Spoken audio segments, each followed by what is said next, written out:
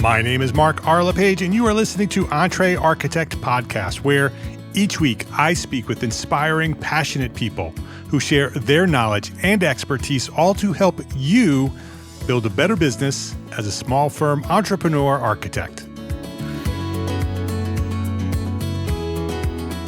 Today's episode is a special conversation in anticipation of the Taliesin Experience, the live Entre Architect community event scheduled for June 8th, 2026 at Frank Lloyd Wright's Taliesin in Spring Green, Wisconsin. I'm joined by my collaborator, architect James Ray Polk, whose work explores the powerful relationship between architecture, music, and human emotion. With more than 40 years of experience, James has built a career around understanding how rhythm, harmony, and tone shape the way we experience space. Through his work at Music in Architecture, he reminds us that architecture is not just something we see, it's something we feel. His perspective offers a unique and deeply human way to experience Taliesin and the architecture of Frank Lloyd Wright. James Ray Polk, welcome to Entre Architect Podcast. Thank you, Mark. It's great to be here. I love this. I love having you on the show. You and I have known each other forever. You're an active member at Entre Architect for many, many years. We've collaborated on and off for little things, but we are doing something big here. Right. And the Taliesin Experience at Taliesin, I'm so excited about it. I'm so excited about the experience, this live event for our community. And we're going to talk a little bit about that at the end.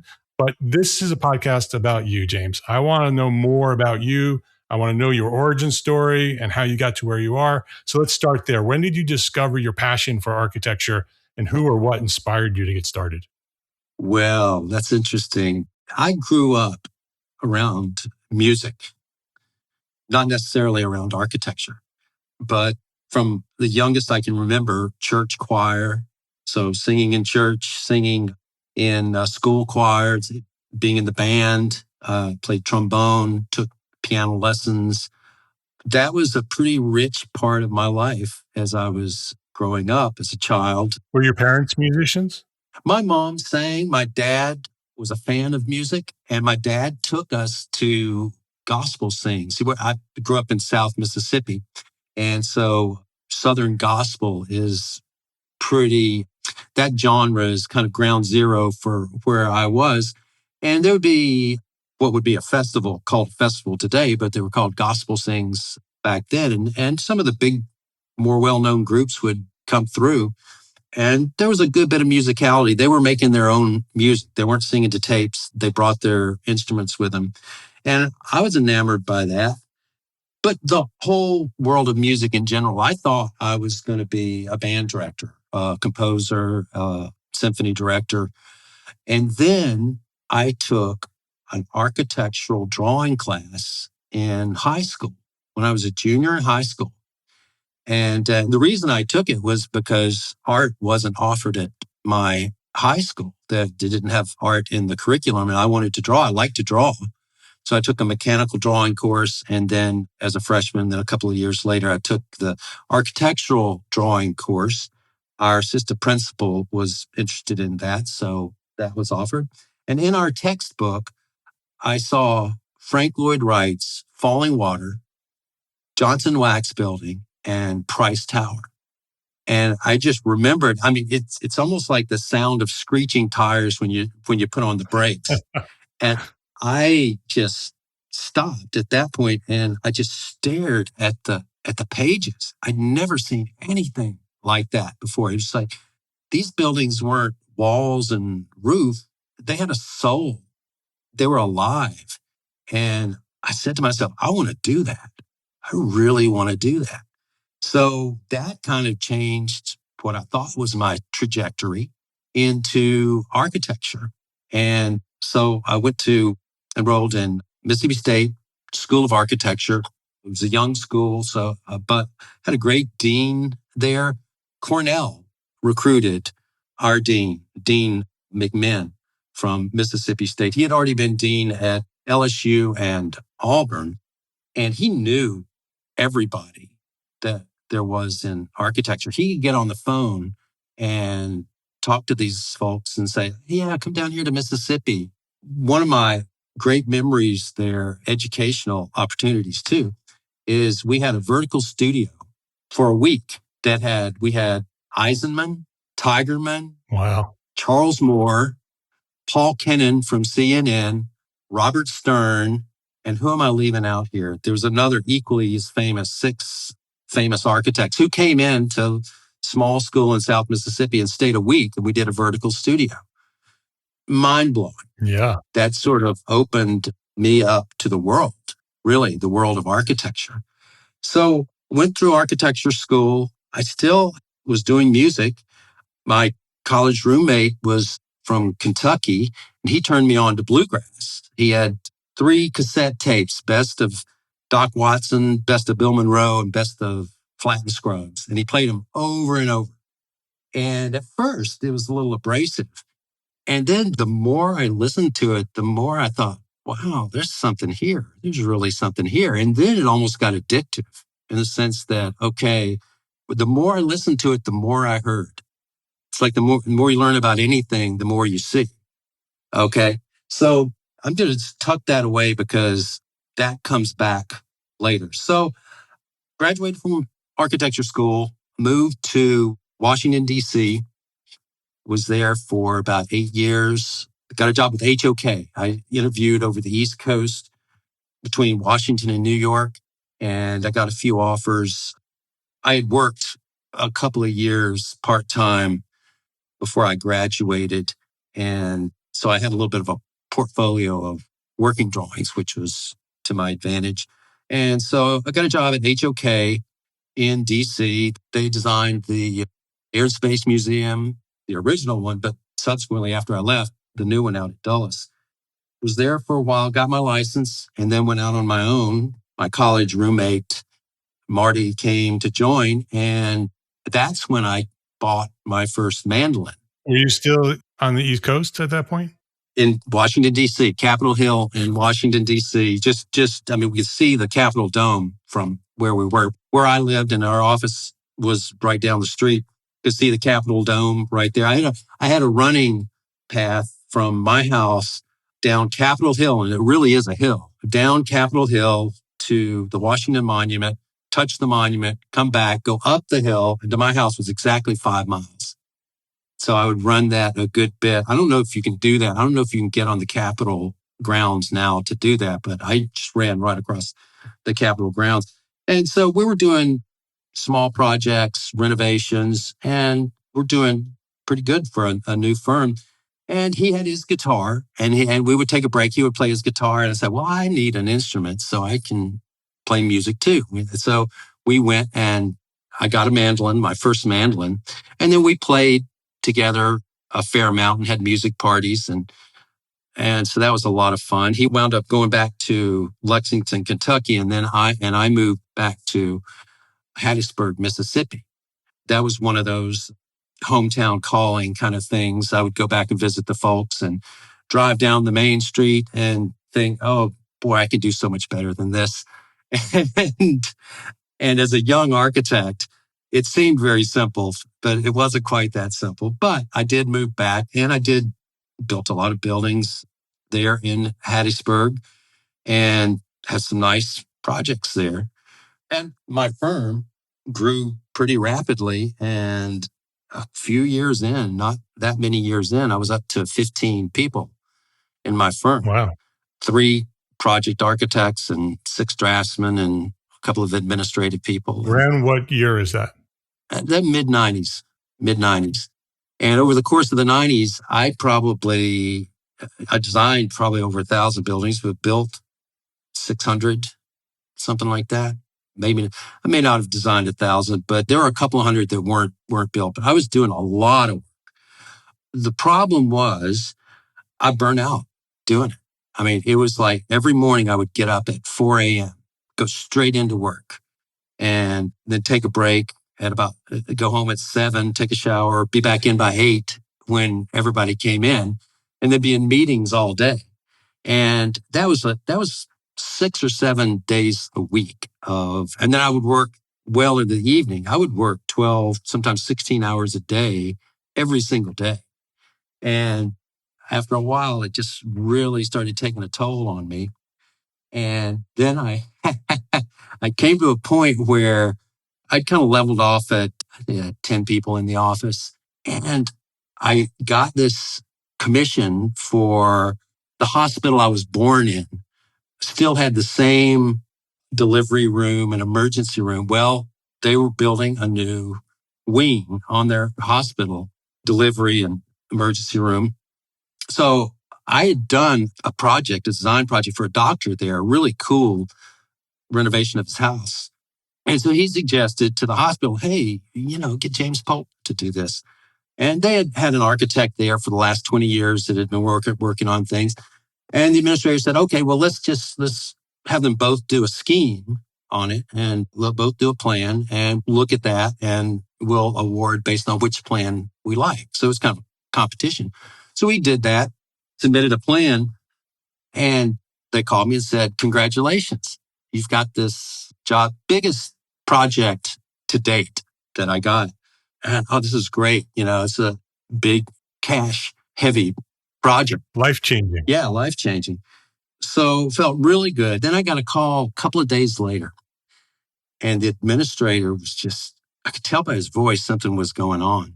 And they took the project to the board of supervisors, and they said, okay, here's what we want to do. They put my plan up. Here's what we're going to do. Here's how we're going to pay for it. It was a county hospital, so they had to get signed up. Here's how we're going to pay for it. And James Polk is our architect. And the head of the board of supervisors, I had a run-in a few years before that because I had designed this beautiful building for a regional landfill.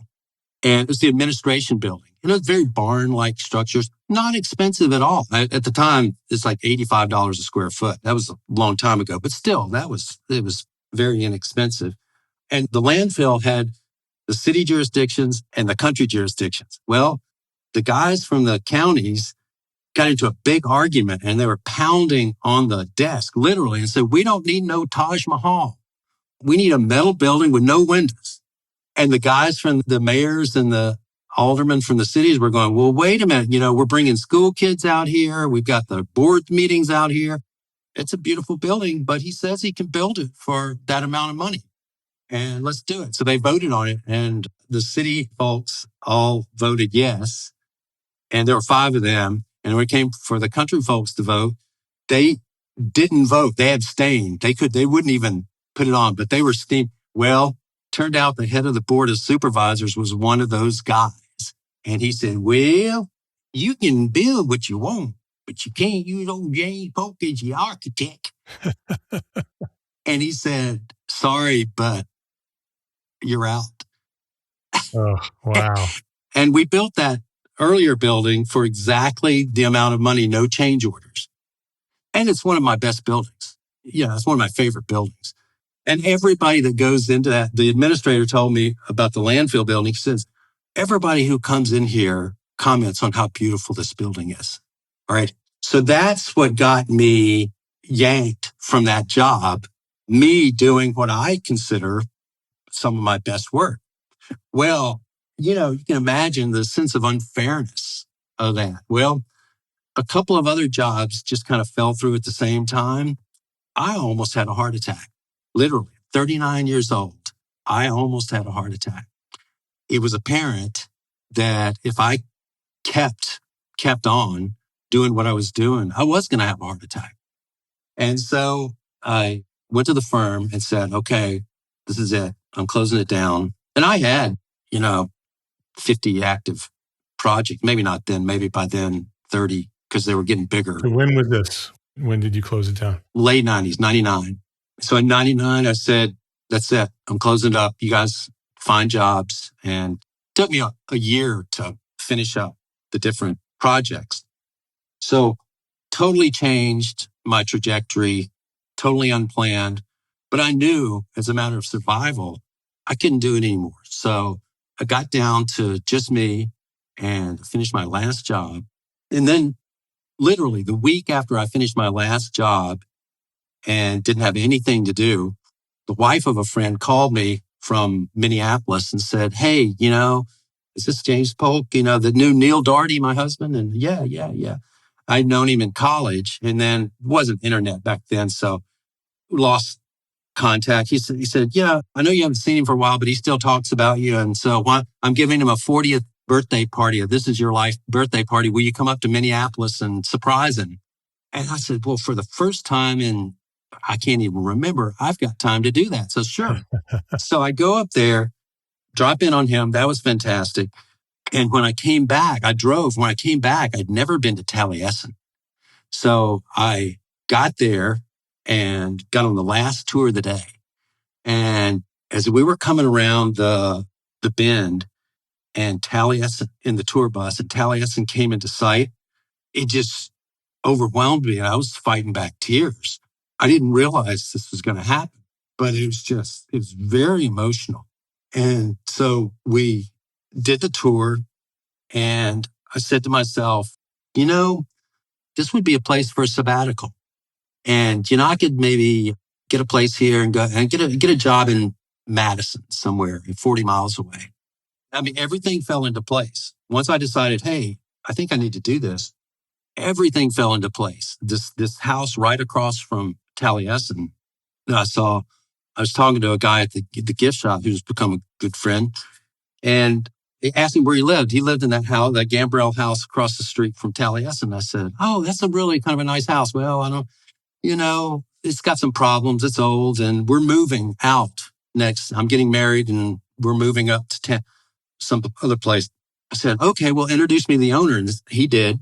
And went back to Mississippi, came back up to Wisconsin, had dinner with the owner who was James Dresser, a former Taliesin apprentice.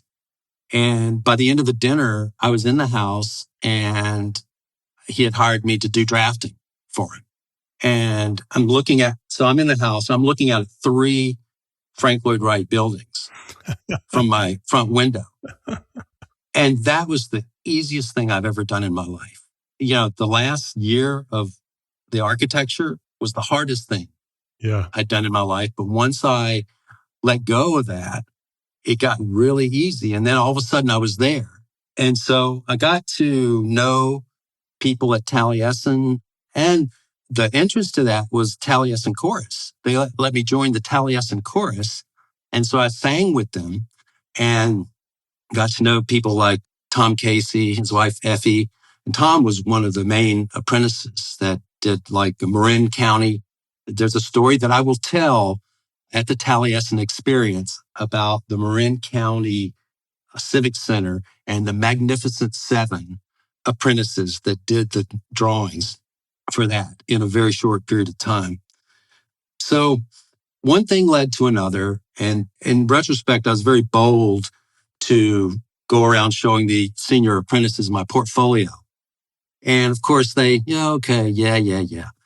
And also in retrospect, I probably would not have thought that they would do any other thing, but they must have thought something because they eventually asked me to come in as a visiting instructor and bring a project in. Students would go there and work on Frank Lloyd Wright's projects. And then after Wright died, they would work on Taliesin Associated Architects projects. And as those guys died off, they would invite other people in.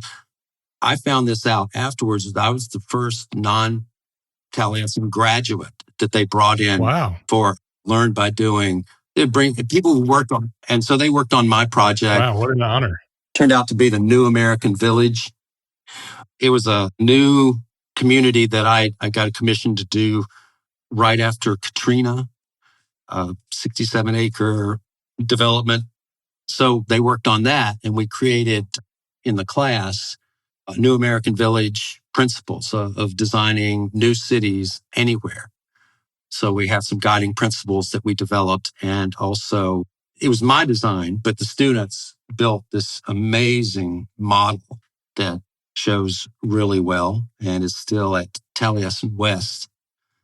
But toured the country. We toured that. We went to Denver to the ULI show. We did a symposium in Mississippi on the 1-year anniversary of Katrina to a packed house and a museum show of the model and a lot of my drawings and things. So that was really nice.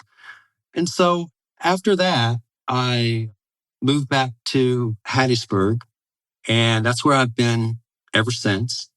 And I've had employees here and there, but I've kept it pretty small because after the Taliesin experience, I really wanted to go deep rather than wide. There's an old expression, a mile wide and an inch deep. That's where I was in the 90s. I was trying to go deep. I was going as deep as I possibly could, but I was too wide to go deep. So I've kept it small, and I've been able to touch everything I've designed since then. And I really like that. And I feel like I know the buildings are better, but it's more fulfilling. And so I've done that for the last 20 years or so. And of course, the last few years, there's the Entree Architect overlay into that. And we can talk about that a little bit if you want. But Yeah. basically, that brings us up to the current date. And I'm leaving out a few things, the modern day stuff, because I think we might talk about that here with the Taliesin Experience. Yeah.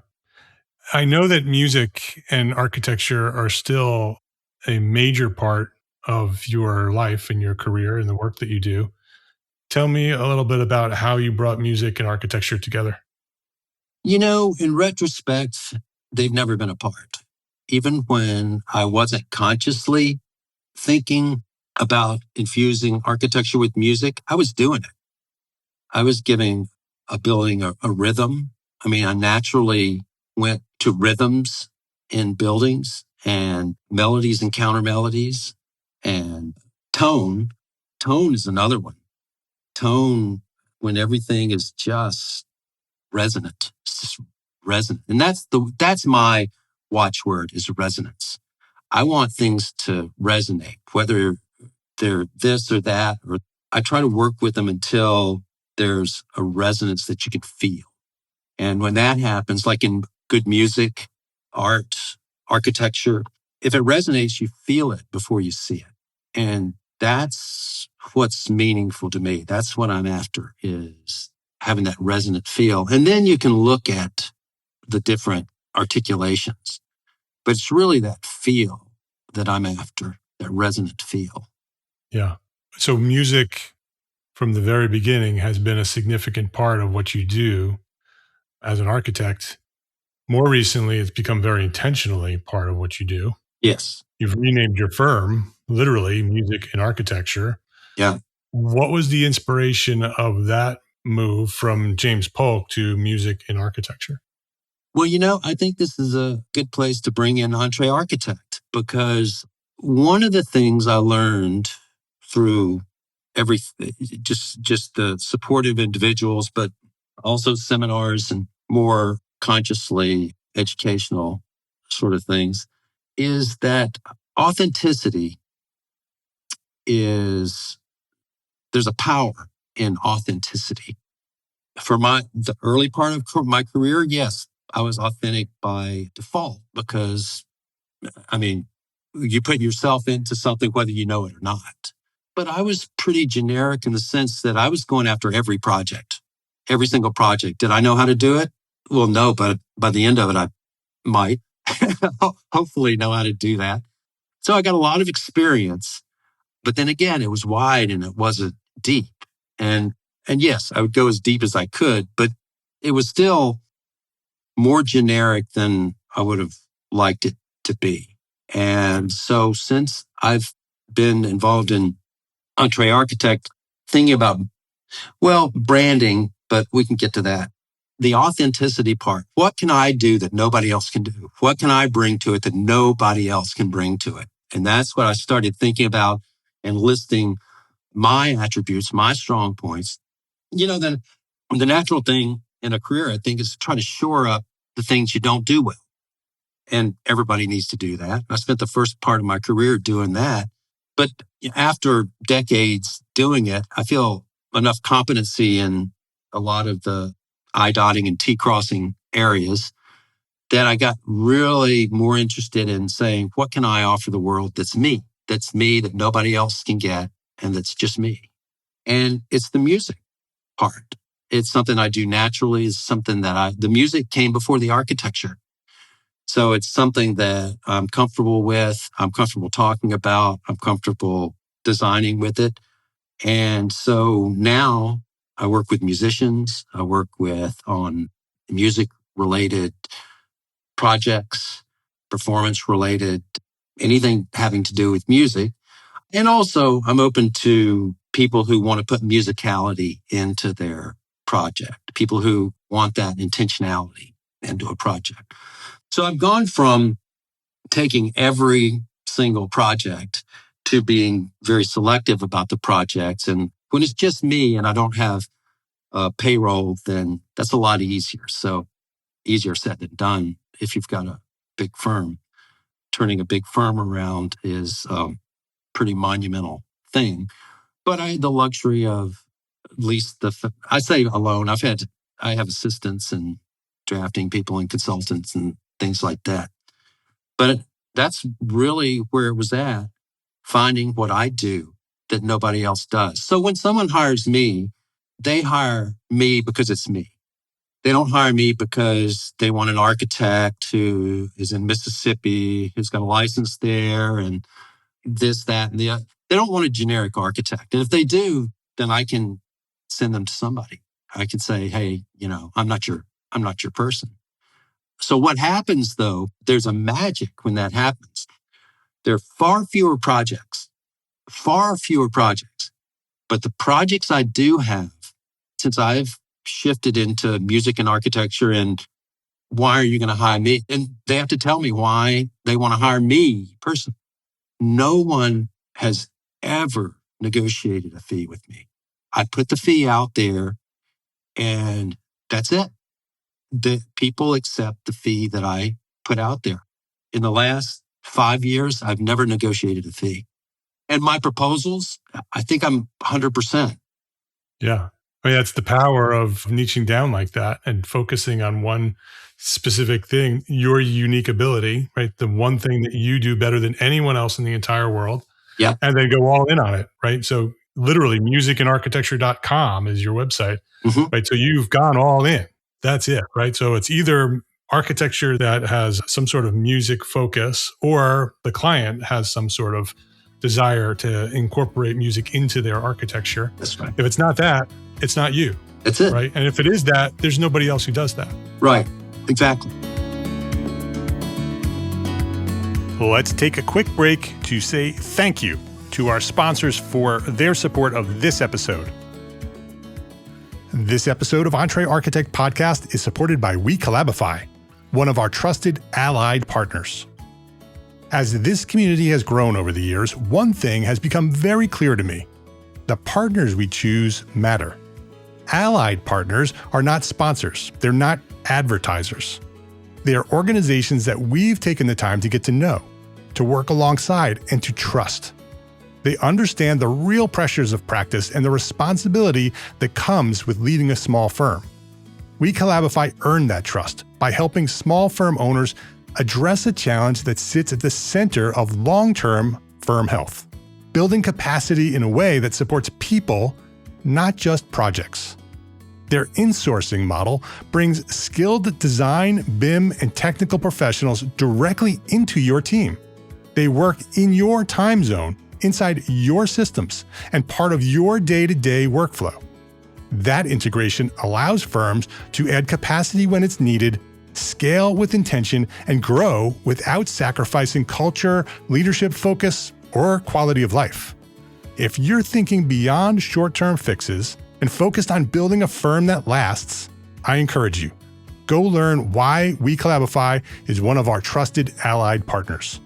Visit WeCollabify.com/EntreArchitect to learn more. That's WeCollabify.com/EntreArchitect. Gain lessons learned and credits earned with Arcademy, ARCAT's continuing education program. Listen to popular episodes of the Detailed podcast and earn AIA-approved HSW credits. Yes, you heard that right, HSW credits for episodes of Detailed podcast. Listen to an episode, check out the learning objectives, and use what you've learned while listening to take the course The program is free, it's simple, and can be found at arcat.com under the Resources tab. Or just go to arcat.com/arcademy. That's arcat.com/arcatemy. That's arcat.com/arcademy. Please visit our sponsors today and thank them. Thank them for supporting you, the EntreArchitect community. So the clients who are interested in that only find one person. So therefore, your leverage with your fee becomes pretty much whatever is reasonably offered.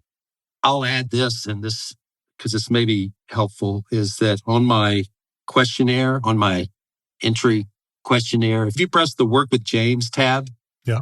you go to this questionnaire that starts out with some dry stuff of just informational stuff. But then it gets more and more into what I'm offering and the last question before you hit enter to send it to me starts out with, I'm paraphrasing here, but basically it's knowing that I am probably your most expensive option, comma, why do you want me to work on this project? Something like that.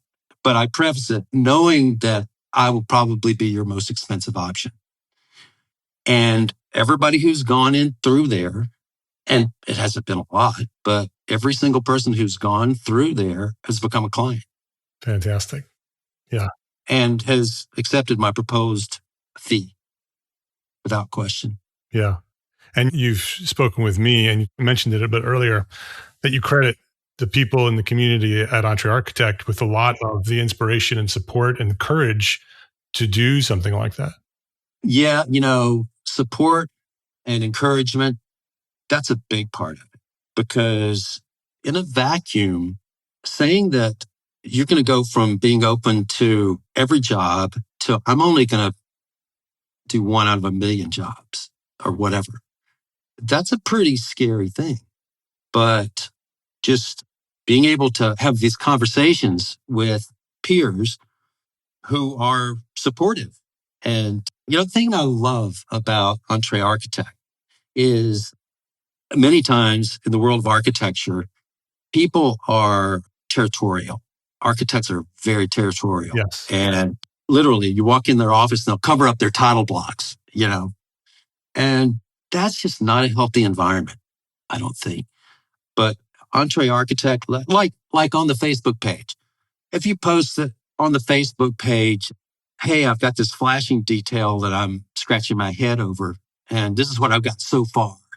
And you'll get 40 or 50 people saying, oh, look at this product, or, oh, you've got this, you need to tuck this under there, or, oh, I did one just like this, and this is how I accomplished that, over and over, which is very refreshing to have a colleague in a world of competition, to have colleagues that are just out there to help you.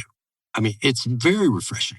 And that goes, that's the technical stuff, but also hey, I've got a client who I'm having a problem with, and I don't know how to deal with this. And you'll get 40 people saying, oh, I had a client like that, and this is how we maneuvered.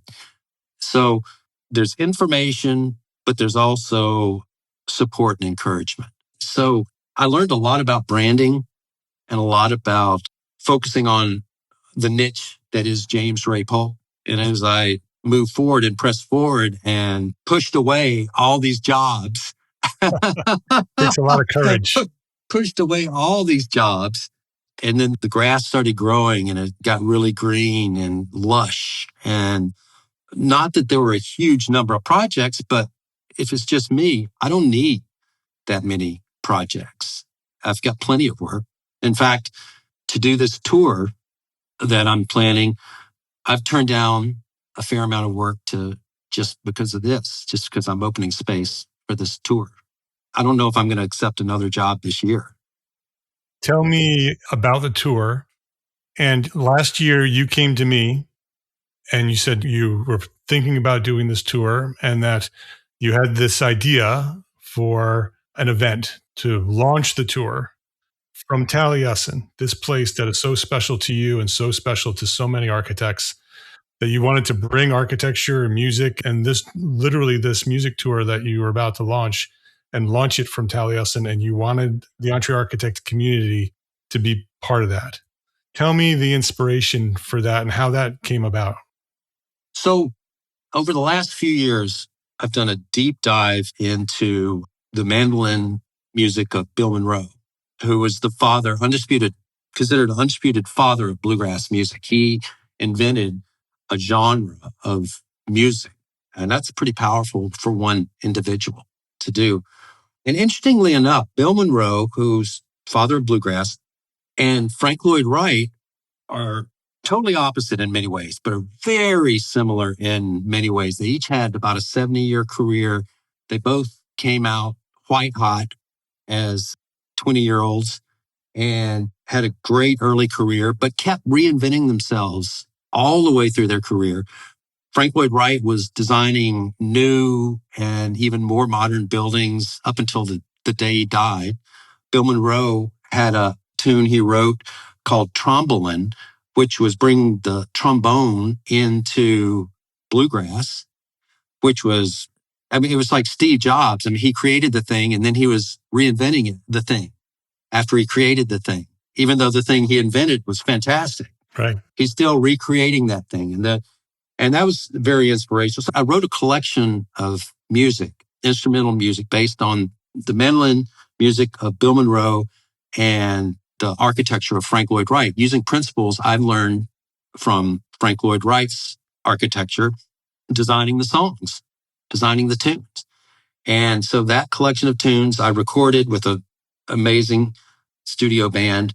And now I'm about to release the album in June, and I'm releasing it with a tour of iconic architectural sites. Music in architecture, literally music in architecture. So the building becomes part of the acoustic. The building, because there are 5 in the band, the building is the 6th band member. So the building is part of the acoustics. And that'll be interesting, us playing to the acoustics of the hall, which Taliesin Hillside Theater, newly renovated, has some really great acoustics. And I've sung there many times in the chorus and gone to formals. And that's what the Taliesin Experience is. It's the Taliesin formal. And when I say formal, not necessarily black tuxedos, but artistic formal. You do dress up a little bit, and you have reception, cocktails, talk to people, tell stories, visit. And this is something that Frank Lloyd Wright did. Yes. When he was practicing and living in Taliesin. Exactly. And, it's kind of out in the middle of nowhere, really, 40 miles from Madison. Spring Green is a town now of maybe 1,100 people, and it's farmland everywhere. So they would have their own culture and have formals where there would be a reception, then dinner, and the apprentices, this is interesting, the apprentices would serve the dinner at the School of Architecture, would serve the dinner. They would set the tables, design the flower arrangements, design where the tables were. It was a design project to fit out the dining room for these formals. So you would have dinner, then you would walk over to the theater and either see a movie or hear a concert, or the choir would sing a few numbers. And that is the Taliesin formal. So you're there experiencing the music and the fellowship, but you're also touching the walls. You're touching the stone walls that framed history. Right. And for me, it's always profound. It never gets old going in Taliesin. And it's a feeling. It's just, I can feel it in my bones when I'm in there. I can feel it in my flesh. There's something so alive in those buildings that it's like a painting. You can't really see it when it's 2-dimensional in a book. But when you're there, you can get a sense of it. But when you're there and you touch the walls and you touch the wood, it's visceral in the best way. What does the Taliesin Experience mean to you to have 90 of your peers travel to Spring Green, Wisconsin to experience this event go to this reception that Frank Lloyd Wright has done, right? So we're following in the footsteps of Frank Lloyd Wright and the Taliesin Experience to have that reception, dinner, then walk over to the theater and the performance, the headliner is you. What does that feel like? Well, it's a little surreal. It's a little surreal, but in another sense, it feels right. It just feels like it's meant to be. And putting this together was no small feat. And if anyone knows about any big organization, and especially on organizations that curate amazing architectural spaces, this has been a job. Just putting, this has been a commission. This is like the time I would spend on a design commission, I'm spending on putting this together, but it's all fallen together really well. And I think part of it is there are some people, there one or two people that are still there when I was there 20 years ago. So there are a few people there who remember me, and thankfully, fondly.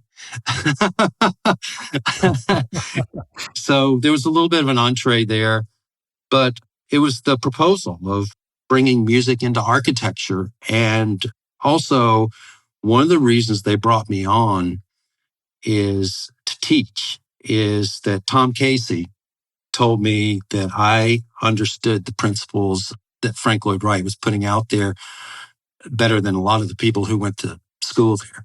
And for me, it had to do with study. It had to do with just feeling into it, feeling and understanding it on a intuitive level. So yeah, it's no small feat putting this together, but it feels natural. I'm really, really stoked to offer this to my friends and colleagues, because if they're a fraction as interested in Frank Lloyd Wright as I am, they're going to find it fascinating. And everyone is interested in design. And on that level, it will be in a piece of history. Yeah. So the setting will be amazing. And I've worked really hard to bring my skill level up to the level of everybody else in the band. I've got a great performance band. It's going to be good music. It's vibe music. It's instrumental. It's all instrumental. So when I went into this, I was told all of the musicians on it that it's a vibe recording.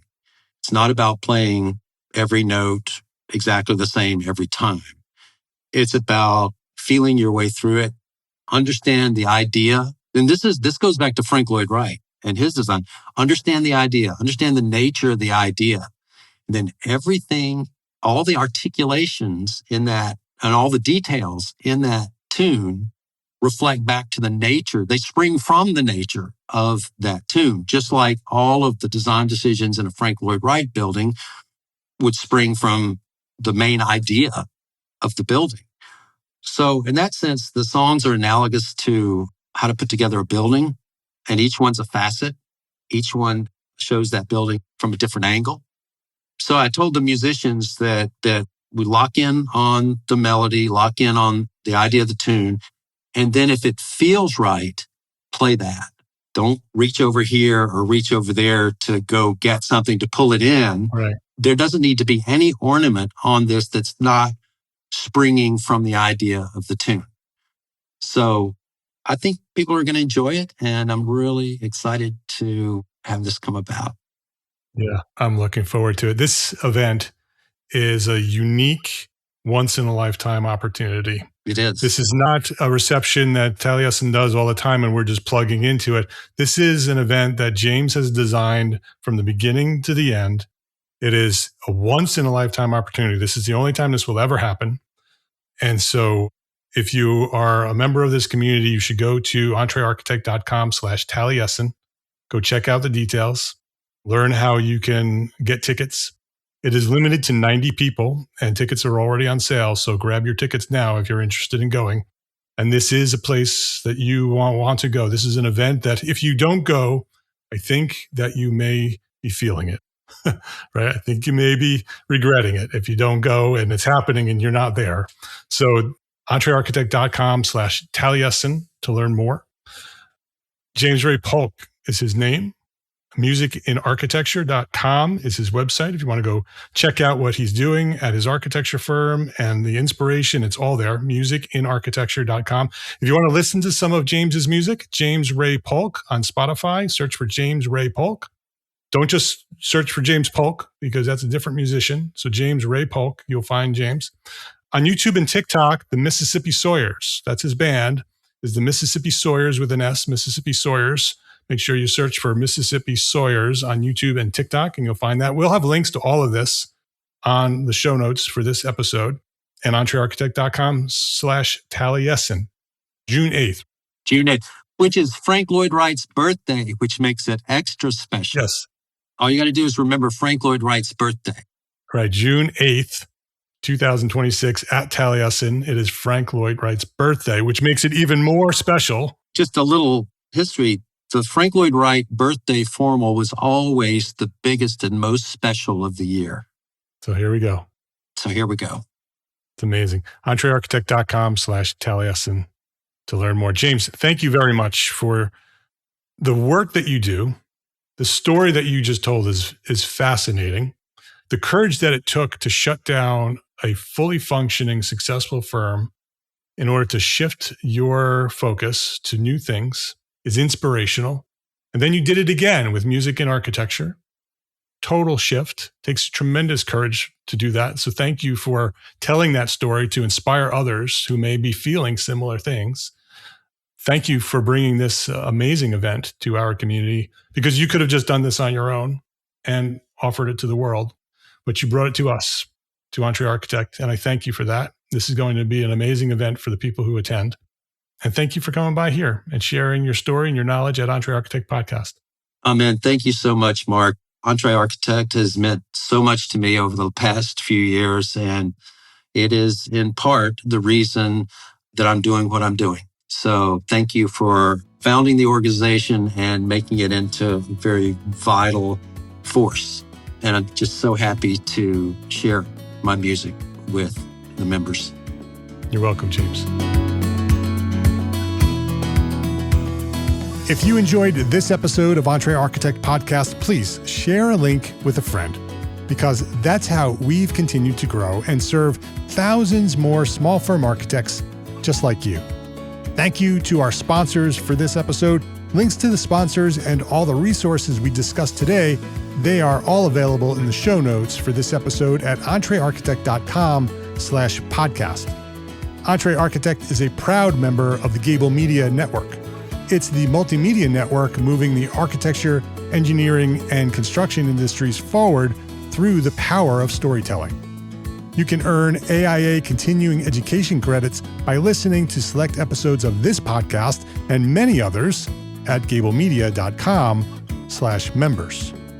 And if you are a small firm architect, listen up. Join us today at Entre Architect Network. It's the worldwide community for entrepreneur architects. We've been around since 2012, and our basic level is now free to join. Yes, you can join Entre Architect Network for free. And that gives you access to valuable business resources and our global community of architects. And you can upgrade anytime for live coaching, AIA-approved training, and mastermind support. So visit entrearchitect.com to learn more and to get started. My name is Mark R. LePage. Thank you for listening to the Entre Architect Podcast. Love, learn, share.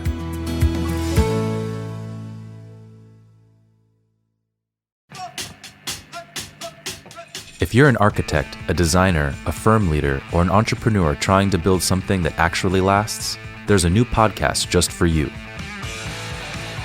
Gable Media is proud to introduce Frosty and Fired Up. Let's just be honest about it. The most powerful weapon on the face of the planet is between our two ears. And when architecture can evoke that emotion positively to create spaces for people to come together, that's a very powerful thing.